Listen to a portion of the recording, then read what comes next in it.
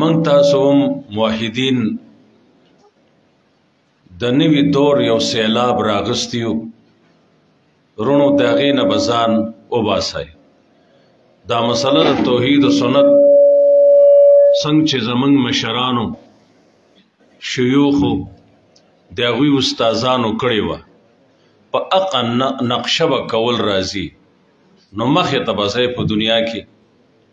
که هغه نقشه او هغه ناسته ولاړو هم پرېښودله او نوی دور پسې روان شوی نو هغه پرون صورت کاف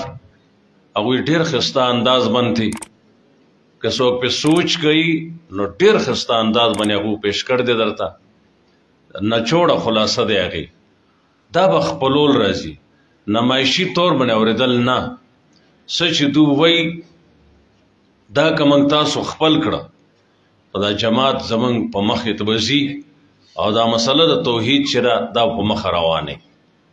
نو الله دې کي چې موږ هغه شیوخ چې کوم تیروتي دي او بیا ورپسې د هغوی چې کوم صحیح جانشین دي او صحیح د هغوی په نقشه روان دي او هغوی پسې موږ تاسو لاړو نو انشاءالله العزیز دلته هم عزت دی قبر کې هم عزت دی آخرت کې هم عزت دی دا مسله د عزت ده نن دنیا کې مال جمع کوي خلک خخه ګاډي اخلي څه قصې کوي چې زه یو معزز ښکاره شم لیکن اوچت شی توحید سنت عقیده ده دا الله تعالی زموږ ستاسو نصیب کړې ده. مولانا سمیع الحق صاحب د پیښور الله دې ښه ساتي یو سفر کې موږ یوځیو ما ته وی یریږو د دې نه نور که څوک جهنم ته ځي جو ترتیب دی کسب یې کړی دی هغو له چا د جنت ټکټ لاس کې ورکړی نه دی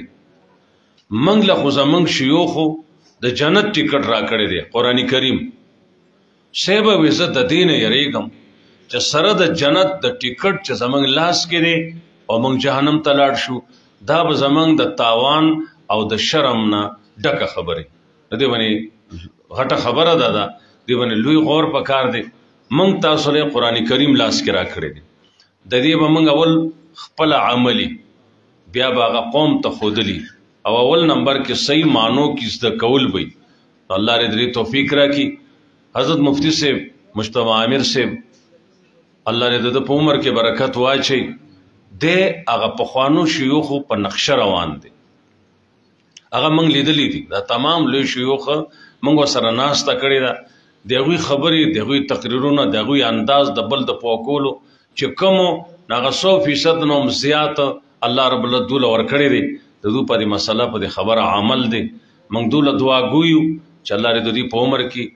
برکت واچي او د هر مشکل نه دی الله محفوظ وساتي نو چې څه دوی وایي هغې باندې صحیح معنو کې اخلاص سره عمل صحیح زده کول صحیح معنو کې بل ته خول دا نه چې زموږ د نوم وشي څوک چې دا اراده کوي دې جماعت کې یو ملګری چې زما د نوم وشي بغیر د شرم نه به بل شی نه راوړي دا یاد ساتئ دا نیت به نه کوئ زموږ شیوخو نه اوازونه علامه قاضي صاحب سره موږ ناسته کړې ده اواز یې نه حضرت شیخ د پنجپیر هم څه ښایسته اواز خو نه لیکن هغه ساده خبرې داسې به وي د کاڼو کې به یې دننه اثر کوو او زمونږ نمایشي خبرې دي نو هغه سټکې چې ګټ لره خلاصې واپس تنبیږي وجه دا ده چې اخلاص د الله رضا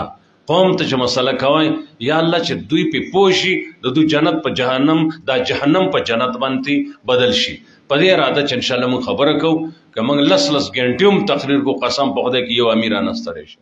او چې داسې وي دا چې څنګه نن د نمایش دور راغل دی نو 15 منټه خبرې به یې نه کړي یا الله موږ د دې نه خلاص کړي د دې موږ کله خلاص شي زموږ شورا وه او د الی کې ګنګوال ورته وي بیرته هلته شورا وه ټول علما راغلي لوی لوی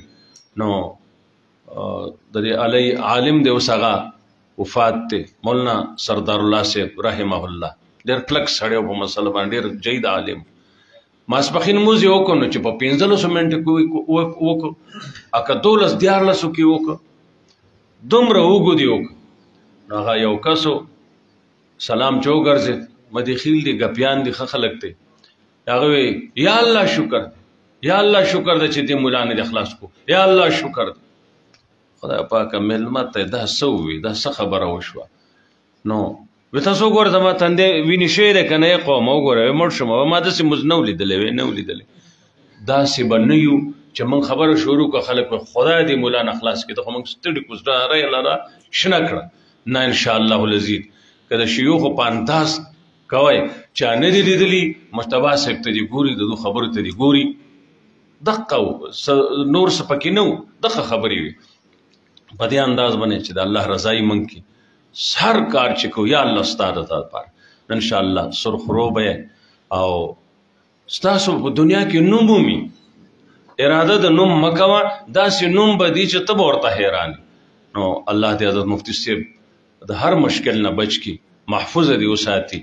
لوی مشکلات په دې تیروتي دي الله دې په اسانتیا راولي الله دې د خوشحالۍ نصیب کړي د مرکز چې کوم سلیم خان دی زما د ارمانو مې دومره طالبان زه لاړم برګې ساسي په الله مې دې قسم مې چې داسې یو غټ جومات وي او دا ټول طالبان مخامخ ناست وي او د درس کولی زما هلته ماشوم هلته سبق وي الله پاک حقه کار وکړو داسې ښایسته جومات یې وله ورکړو موږ پرې دومره خوشحالي وو زموږ مرکز دی الله دې هغه همیشه آباد لري دا ځای مولانا عبیدالله صاحب عبیدالله شاه صاحب محنت کوشش کوي الله دې لهم توفیق ورکړي